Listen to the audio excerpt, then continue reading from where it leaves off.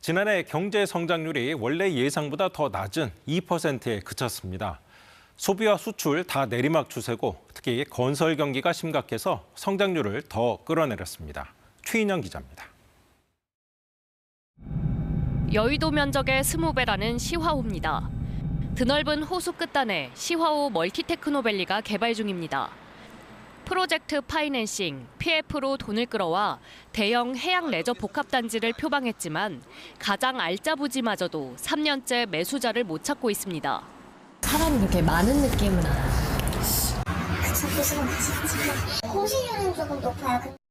이런 PF 매물을 처분하자는 취지로 전에 없던 합동 매각까지 진행됐지만 머뭇거리는 기미가 역력합니다. 토지 매입에 대해서는 기대는 없지만 그래도 혹시나 한번 보려고도 왔고. 소비자들의 투자 심리가 상당히 많이 위축이 됐거든요. 지난해 4분기 건설 투자는 전분기보다 3.2% 줄었는데 3분기도 2분기도 마이너스였습니다. 3분기 연속 뒷걸음질은 2010년 이후 처음입니다. 전체 GDP가 100이라면 건설 투자는 15 정도. 심한 건설 부진은 GDP를 끌어내릴 수 있습니다.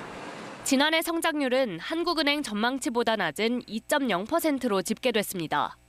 민가 소비 회복세가 약화된 가운데 건설 투자 부진이 지속되었습니다.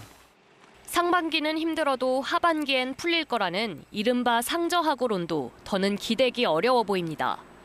현재 상황을 봤었을 때는 하반기가 조금 더 어려운 게 아니냐라는 생각을 갖고 있지만 하반기 성장률이 상반기보다 나았던 건 최근 4년 동안 2023년 한 해뿐입니다. KBS 뉴스 최인영입니다.